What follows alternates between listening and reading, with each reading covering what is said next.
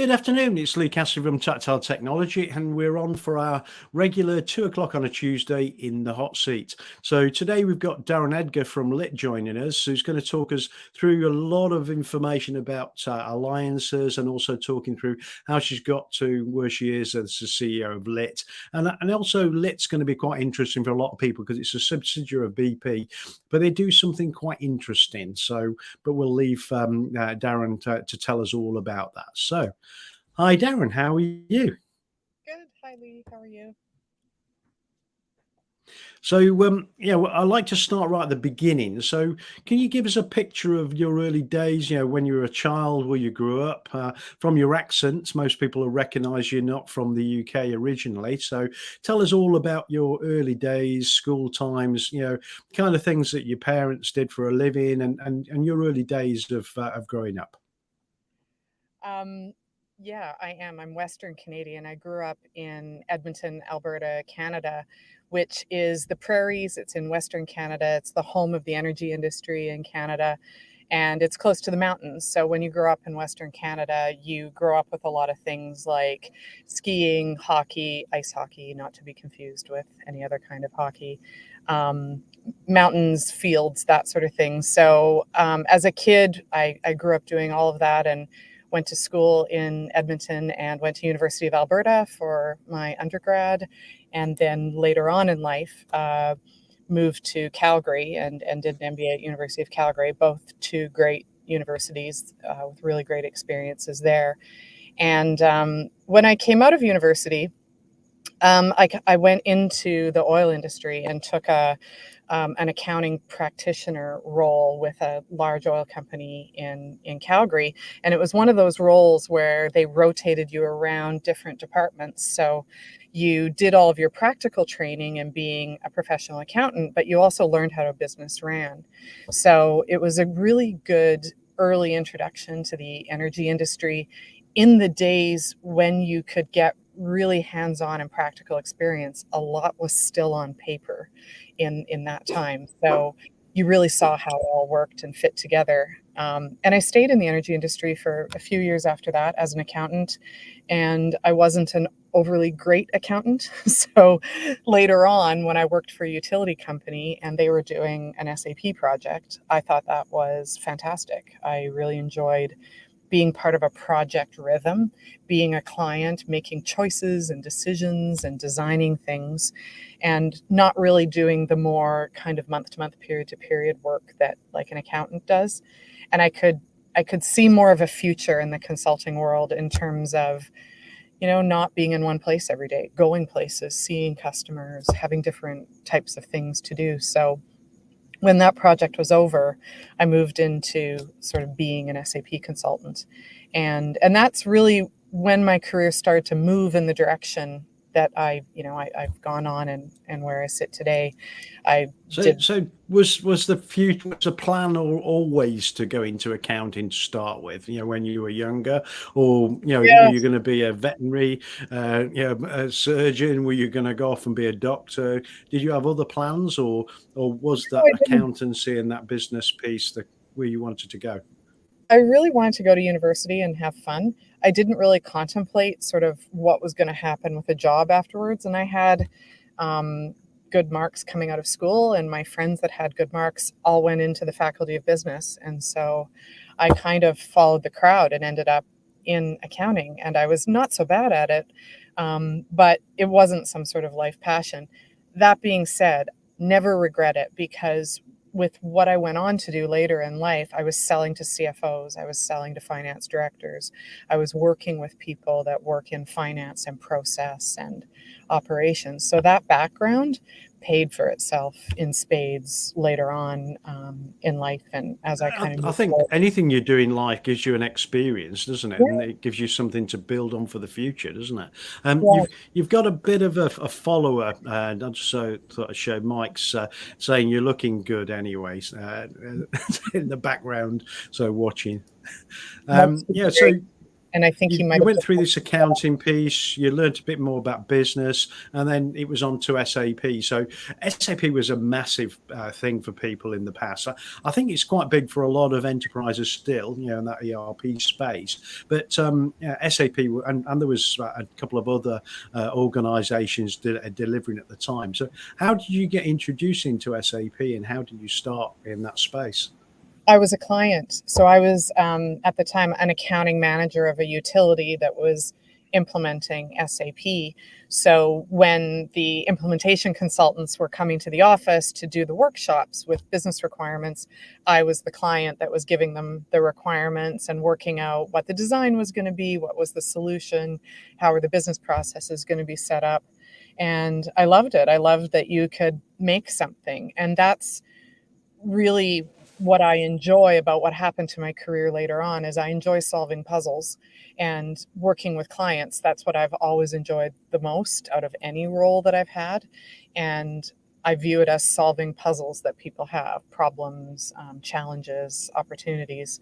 And that's kind of what I traded on in my career later on as I kept moving through larger and larger projects, other types of platforms, and then eventually running systems integration businesses. Was I've always enjoyed that process of getting to know a client, their business, making sure I figured out what their problem was, and then started looking at options. And that's really how it started. Was I worked for Pricewaterhouse in Canada for their SAP implementation business, and then what really drove my departure from Canada was I started a business. I started a consulting business with a colleague, and that business rolled into another business that was going global, and that's how I ended up here. I ended up bringing together parts of that business into an international presence for them, and that was supposed to be a 3-year post in the UK, and I thought, I'll take my dog with me. And then at the end of that, me and my dog will head back home, back into our regular life. And 15 years later, we're still here. Not the dog. The dog has. It's amazing how life can take over, isn't it? And time passes so quickly. So what moved on? Was it continuing this consultancy around SAP with different engagements as you went on through that 15 years? That particular company was financed by a fund that was financed by Lehman Brothers. So I'd been in the UK for about a year, and when Lehman Brothers fell apart, so did that group of businesses. So I'd been here for about a year, and I thought, well, I do have the dog with me. I'm not really ready to go home yet. So I went to work for a series of businesses, really as an entrepreneur, someone who helps them take a division, whether it's the regional office, a particular portfolio, and grow it or take it to the next level or solve a particular business challenge that they might be going through. So I worked for an American software company that had an energy trading platform. I worked for Avanade that was reinventing their enterprise software division, and I reestablished that. Then I went to PwC in the UK that was trying to rebuild their Microsoft business and start to grow it in an advisory model. And then I went back to SAP when they were positioning their cloud ERP platform, and I launched their European executive advisory function and did a few other things when I was there. And so all of those roles, I was really starting something, reinvigorating something, or growing something, but working for quite large organizations along the way. So, what to happen, you did was, is it all consulting before you got to Lytt, or was there any other roles that you took in the middle of, between time? All of those businesses really were selling propositions where they had software, services, and some form of infrastructure or support that would go with it. So it was always complex deals of a certain size that would take several years to package. So it was really, really interesting sales and delivery that I quite enjoy. And that's sort of where my bread and butter is. That's sort of what I enjoy doing and what usually connects for companies. So packaging up a very complex proposition to fit the client like a glove, and then build the team that will deliver it for them. So When you're doing that in the Microsoft ecosystem or the SAP ecosystem, you start working with a lot of relationships to make that happen. And that's how I got involved with alliances and partnering. It had always been part of every role I had to make sure that I either built a really good relationship with the partner or added in partners that were related to the proposition being sold. And then the last role that I had at SAP, I ran a very large systems integration relationship for them. And that really put a lot of things into practice in terms of how do you start, structure, and then really leverage a large global relationship. Yeah, I'm going to say alliances are a really big part of, especially large system integration projects, because you've got the manufacturer of the key infrastructure that goes into it. That's compute, storage, network. You've got the software provider. You've got the integration company that work alongside that to bring it all together and make it work. So alliances are really important to make such a large project effective, isn't it? And on time and on budget, hopefully as well, because that's always a challenge when something's so large. Making sure it actually meets the requirements of the customer and it's actually on time. Well, and in those relationships, to make a really large proposition work, you may have various shapes and sizes of businesses that are working together. So even creating that connection when the companies could be vastly different is a project in and of itself. The people, the components, the technology, that's something I really developed an interest in along the way. In all my roles, I've been working on the selling, the delivering, the making it happen.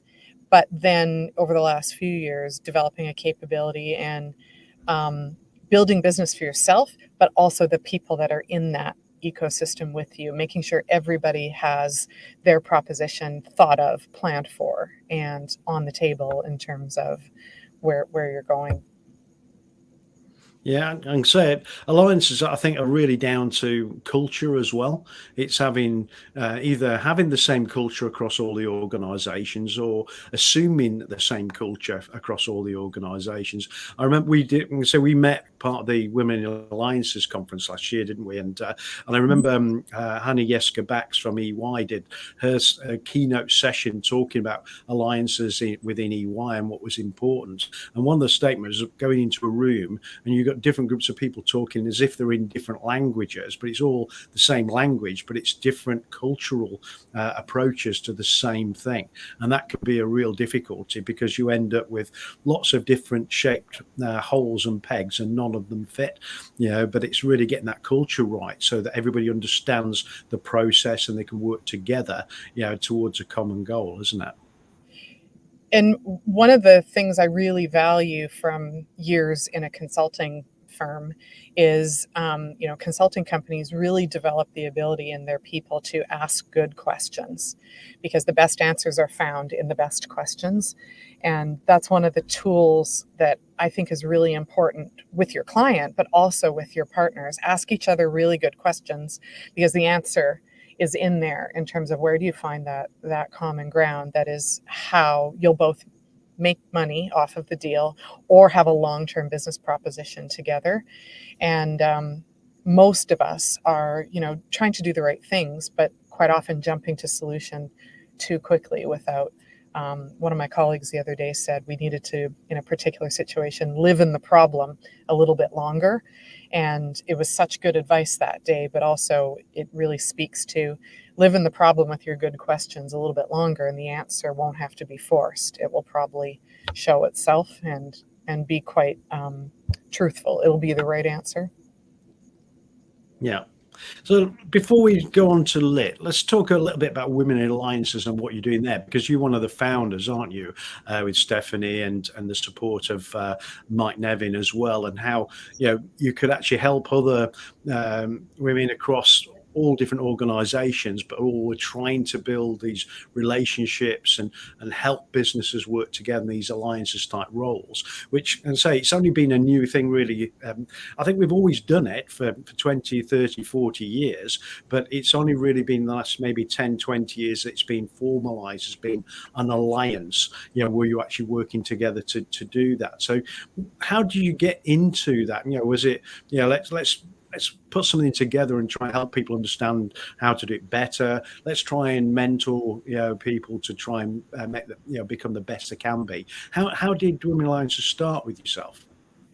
It started through some ideas that Mike Nevin had, and then Mike and I have done a lot of work together over the years, and we started talking about it. And it was during the first lockdown in the UK that the first idea started. And Mike asked me the question one day on a video call, Daryn, is it crazy that a man thinks there might be a few good reasons why a group of women in the partnering and alliance space might get together? And I said, no, isn't that what diversity and inclusion is supposed to be, is that anybody can be included in this type of a group? So we started with a first session where there was like 8 people that joined, and then we did another one and there was 17 people. Then we did another one, there was a little over 40, and then we did more of an event, like a webinar with a bit of networking at the end, and there was over 80 people. Along the way, the LinkedIn group had 80 people in it, then it had 100, and now we're closing in on 1,000 people in our LinkedIn group. And along the way, it's been a journey of learning, what does this community of people really want? What do they want? What would be useful to them? And so our organizing committee has really developed a culture of asking questions and asking people for feedback, trying different types of events to see what landed. So now we've come back to some events in person and then some that are virtual, and we're trying to find the right balance between our regions and where the members are and the types of events we do, and trying to take the group to the next level. The group is about supporting personal and career and business development. So personal, how you show up as an alliance leader, career development roles, how do you move through your career, and then business development, can we help people find really good business opportunities for executing your role within the group. And we've got some live examples where we've been able to support people in each one of those areas. So it has been one of the best groups that I've been involved with ever. Really good community of people, and also getting some real results. We've got some good stories. We had a comment on that from Mike again.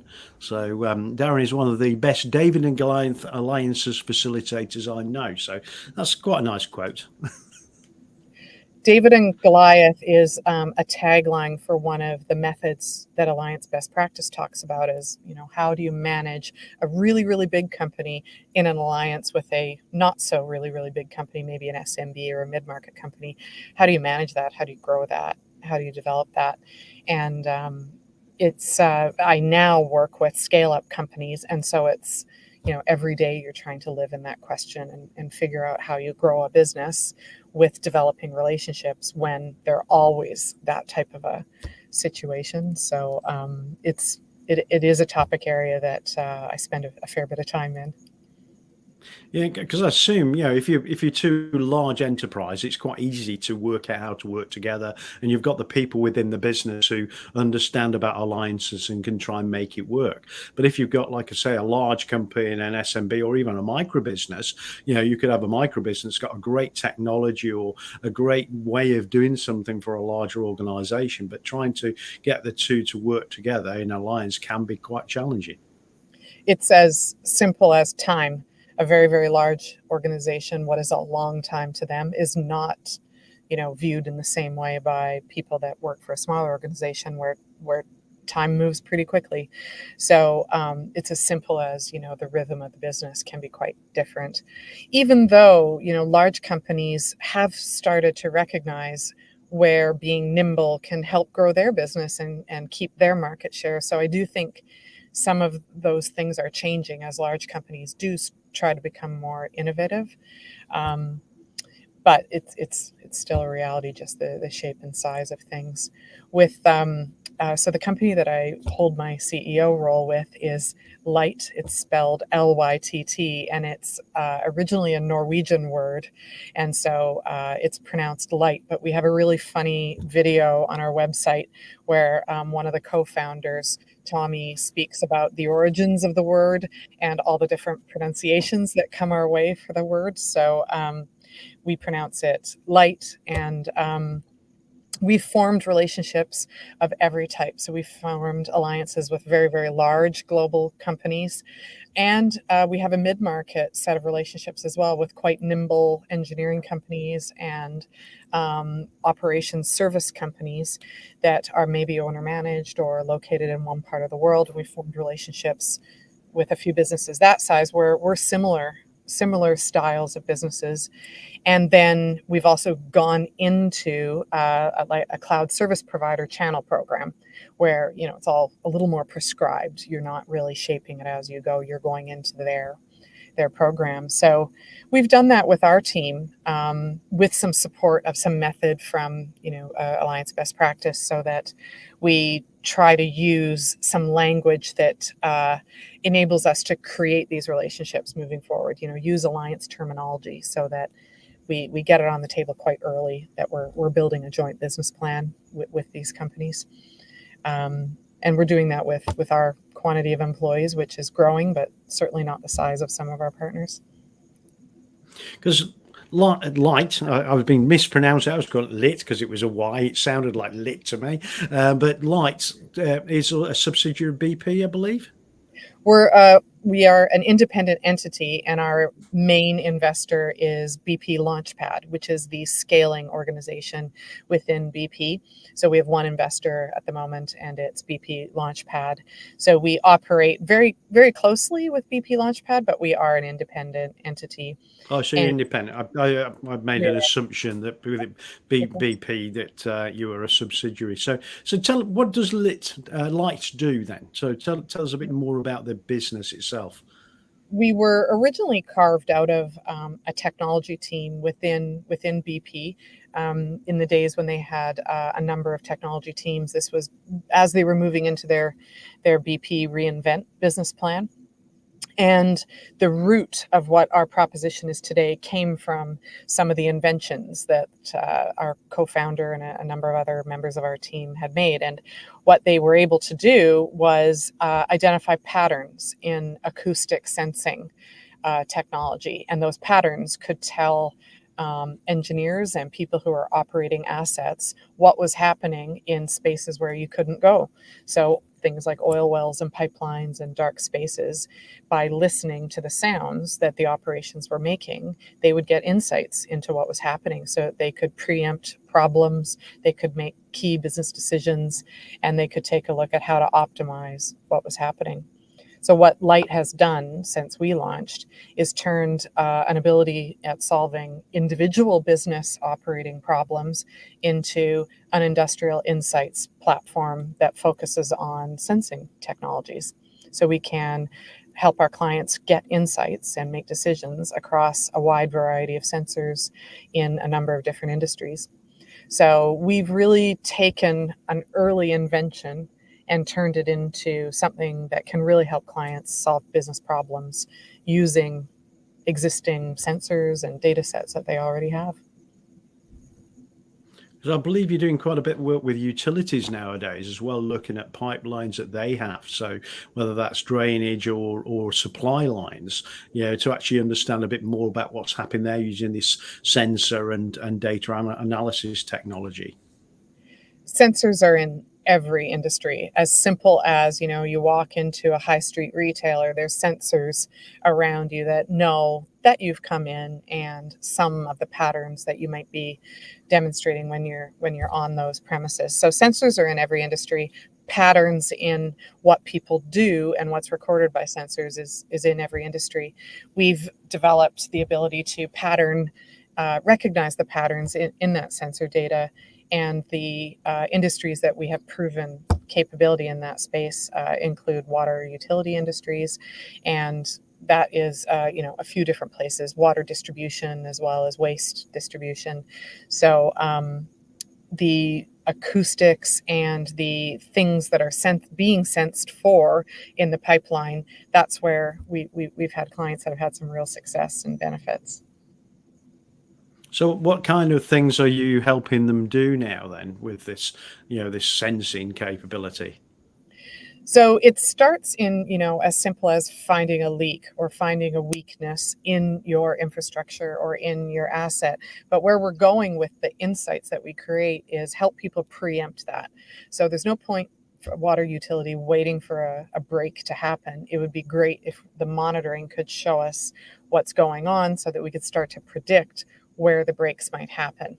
And then a water utility can do their crew management to preempt what remediation might need to take place. So it's trying to get involved with the maintenance cycle and the break fix cycle to keep, for example, in a water utility, service levels going. They also have measures that they're working towards around yields and, in water distribution, how much water is being distributed. So really, we play in the space of operational metrics and productivity. So keep the utility working better, faster, and without any loss, really. The same thing applies for energy companies, as well as some of our other industries that we're going into. We stick close to business operations and helping them do more with their existing assets. Because I think that's a big drive for a lot of organizations, is to move away from being reactive to things to actually be proactive and understand and preempt what's going to happen and have things ready to go. Because we live in a world now where you need to have your services running at 100% all the time, and if you do have an issue, you need to resolve it really quickly. I know it's very difficult to swap service providers with a utility like water and things, but you still got to be able to deliver the highest level of service to your customers, don't you?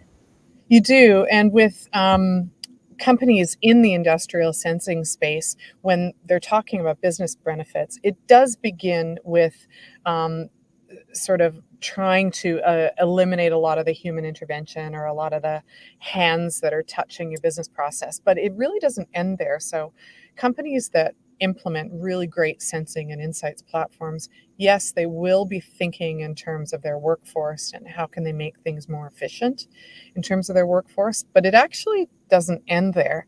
The business benefits are really in doing more for the customer, with customers' rising expectations, even with utility providers, and our own need to operate in an always-on world. It's not just a reduce headcount proposition. It's actually improving quality levels, letting utilities have different service offerings, having them have the ability to do more services for their clients, maybe expand their range of services. And then there's, the rise of ESG agendas. And even though a leak would disrupt service to a customer and they don't want to be having that situation happen, if a leak actually happened, there's a lot of compliance and governance and environmental concerns that are becoming more and more important to investors as well as customers.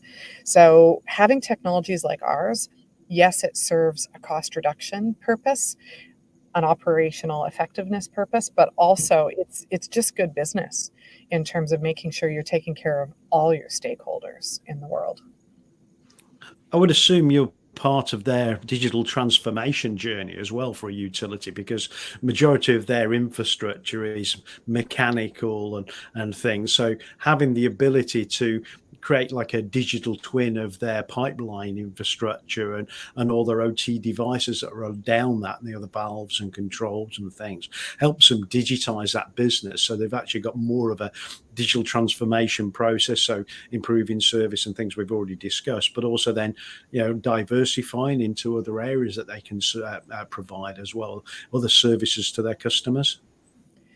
As we've connected more with our digital stakeholders in our clients' companies, that's the problem that they share with us. They say that they have lakes and lakes and lakes of sensor data. So they do not have a shortage of data. They do not have a shortage of the zeros and ones coming off of their assets. What their problem is getting to it, making sense of it, and putting it in the hands of their people. And that's where we've really focused a lot of our work in terms of creating access to the sensor data so that you can start creating the meaningful insights.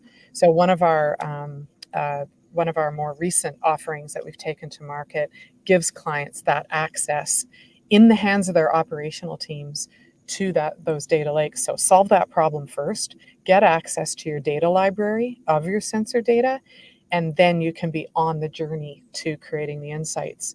And we thought it was really important to help solve that first problem for our clients in order to kind of be with them more connected on the journey towards the insights from the sensor data.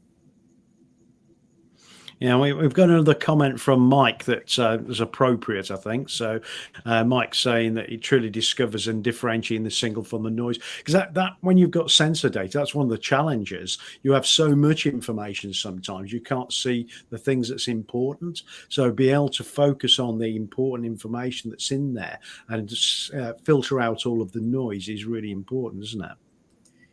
It is. The journey to having insights from your sensor data begins. It's a long journey. You sort of have to begin with the data set and sort of get a view on what you have, assess the health of that data sets. So with our data library offering, we're trying to help people get access to it to be able to start that off. Up at the high end of that food chain, having done that and established what insights are meaningful to you, you're then positioned very well to start automating the production of those insights and then set up, okay, now I'm able to make decisions I wasn't actually able to make before as operator of this asset. You can then do the business change.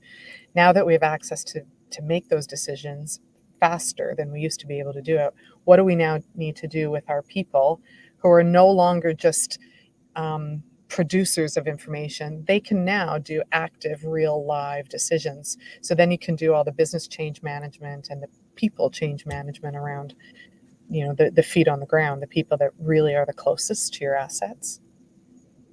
Okay, I'm not sure we've got the website, Rob. We'll have to check. Is it? Am I correct with that one? Is it a .com? Lytt.com. Yeah. So if anybody wants to know more about Lytt, you can go off and have a look at the website there and learn a bit more about how this sensor data, then building these data libraries, and then how this has been reutilized to help organizations. So go and have a look at that. So what else would you like to tell people about Lytt, and where you going with Lytt then? Where we're going is in an agnostic direction that really benefits our clients using what they already have. So we've worked with a lot of different hardware to support what our solution does. We've worked in a number of different clouds that our clients already have made commitments to. And that's the direction we're going to continue to go, is create the business relationships that we need to create in the world's best ecosystem, so that when we're working with clients, they don't need to change those decisions that they've already made. They just need to move forward towards the business insights that they value the most. And we thought that was, a response to what our clients were telling us about what they've already put in place around the infrastructure that they have, and the digital decisions that they've already made around their cloud relationships and so forth. So we want them to solve their problems, and we'd like them to solve their problems with us, but we're pretty specific about the place we do well with solving problems. And with the things that support us doing that, we'll create relationships where our clients already have them. I would assume, data scientists are the largest number of your employees to do this kind of thing, and you rely on a lot of artificial intelligence and machine learning as well within the infrastructure. We do. Our folks that have technical skills is probably our biggest group of people within the company. We really have two groups of people at Lytt. We have the people that build our solutions and run our solutions, and then the second biggest group of people are people that talk to our customers and spend time making sure we understand what their problems are and how they'd like to be solving them. We don't carry a lot of people that sort of sit outside of those two groups of people. Even myself, I spend most of my time trying to understand what problems our clients want to solve and translate that into how we grow as a business. I'm really excited about what Lytt is doing around our platform, as well as the extreme growth we've had in our number of use cases. The number of use cases we've now solved is quite significant, and it's across a number of different industries. So we don't hide that list. So if folks are interested in understanding what does that list look like, what's available to me, and how could I connect with that, that's pretty much a button on lytt.com if you're interested in learning more about what that could look like for you. Okay. Well, what I'll do is when we've finished and the video is out there to record, and also on the YouTube version, I'll put some links to the website and some of the key information that would be quite useful for people to get to know more about Lytt and what you're doing there. So, how have you find the challenge then, moving from those early days in accountancy and understanding business, going through consultancy, and then taking this step as a chief executive officer of a scale-up business like that? What do you think were the key things you needed to learn that were different from the skills you had prior to this? I'm a child of a couple entrepreneurs, and so I've always had that sort of make the world what you want to be mentality. And so I come from that place anyway. So it is a little bit unusual that I did spend so much time in some of the world's biggest companies, running alongside those roles that I've had for the last few years. I always had interests and experiences with growing companies at the same time. And when I joined Lytt was when I flipped that over and put the majority of my time into scaling companies. And now that's where I'll stay, is I'll focus on helping customers grow, helping clients grow for emerging businesses that are going to the next level. So I do think some of my early life experiences was the training ground for this. So I don't feel I don't experience the level of uncertainty as acutely as maybe other people might. But also, I didn't throw myself into the cold water right away. I've had some experiences with growing companies, including my own, quite a few years ago. So that really was my training ground, was doing it at the same time. So that when I was ready to go into it with both feet. And my biggest learning the last couple years with Lytt and the businesses that I'm involved with right now is transitioning a technology business into being an operating business that is really about people. When your business is a technology business and somewhat intangible, you're not building a house, you're not building a railway, you're making a piece of technology. People need something to attach to make it real for them and to see how they play a role there. And that's been one of my biggest learning, is how do you make this experience real for the team so that they connect to it and they stay for the time that they are getting the pieces out of it that feed their story and what they're looking to do. And I find that really interesting. I love seeing how people grow into themselves or become what their objectives are while they're working with you. And some of the things you've said as we've gone along are quite refreshing, to say that you're learning from your customer what the solutions they want. I remember solution selling and how that came into the fray 20, 30 years ago, and it was all about take your solution and find the problem. Whereas really what you need to do is go and find the problem and find a solution for the problem. And that's a key thing. And if you don't have a solution problem, you walk away and find the next problem and work your way that way. There's no point finding a solution for a problem no one has. It's important that you understand the customer's need and what's driving them and the challenge that they face, isn't it?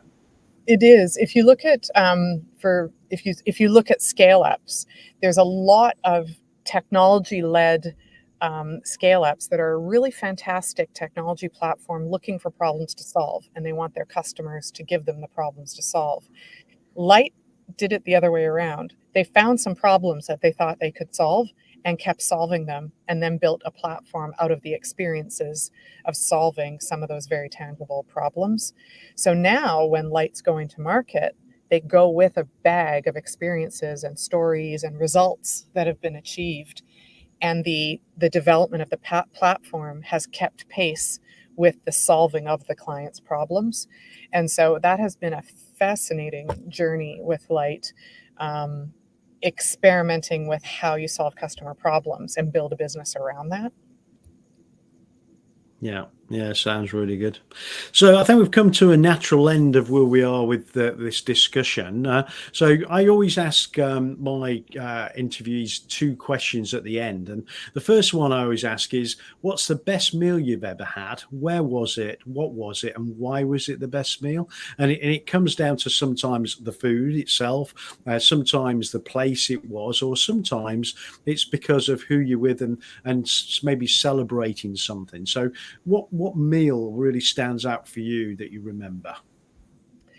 Well, it was actually my birthday dinner during the first lockdown, and it was just at home because that's where everybody was, and it was with my now husband, and it was a really special dinner, and it was about the food because it was great, but it was also about the company and the life that was sort of going on at the time. That was my best meal. Yeah. I think sometimes it is. It's that, especially when you are restricted so much, to have something that's pleasant, that steps away from that, really stands out. It's like the light in the dark, isn't it? Sometimes that moment.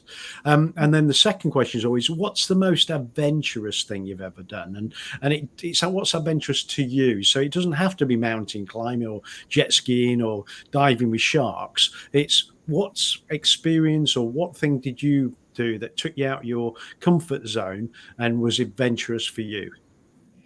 Um, well, it's something that's in my comfort zone. I've skied my whole life, and I keep a list of all the hills that I want to ski down. And so a few years ago, I did Vallée Blanche in Chamonix, and I had been thinking about it for most of my life, and I finally kind of got it in the diary and went and did it. And it was an off-piste run, and it was something I'd always wanted to do, and finally did it with sort of a guide. And so it was adventurous, I think, in general, adventurous terms, but it was also something I wanted to do. I wanted to ski that hill, and did it. That sounds really good. It's not something I've never skied in my life, so it seems to have become very, very popular over the years. But I never had the opportunity in the early days, so it's never been something I've done. But I know a lot of people that really get a kick out of it, and it's that being out there in the open space and the adrenaline rush of the speed in some cases as well. So I'm sure it's great. But I've never experienced that side of things, but really interesting that. So one thing, just to let everybody know, we've got try and follow up every week with another interviewee. So next week we've got Jessie Nine from SimSpace. I was speaking to Daryn earlier, so we're doing a lot of work with SimSpace around cyber ranges. So you can learn a bit about Jessie Nine and what he does as a pre-sales engineer at SimSpace and how he got there in the first place, but also learn about a cyber range, because not many people know what a cyber range is, and it's all about using technology to create an immersive experience for the security engineers, the people who actually look after your systems in larger businesses, or the outsourced security team that looks after your mid-market business as well, because a lot of people are using SOC teams now from third parties to secure their business. So join us and learn a bit more about cyber ranges and how that works, LFEs, which is a live fire event, and those are ways we can actually run things and evaluate and test the people, process and technology. So that's 2:00 next Tuesday. But thank you very much, Daryn, for joining us today. It was great to learn about where it all started, how it evolved, and also then what you're doing at Lytt now. So it sounds really interesting. So thanks ever so much. Thank you, Lee. It was great to be part of your show. So if you want to hang on afterwards, and we'll just have a quick chat, and I'll just shut things down. Thanks a lot.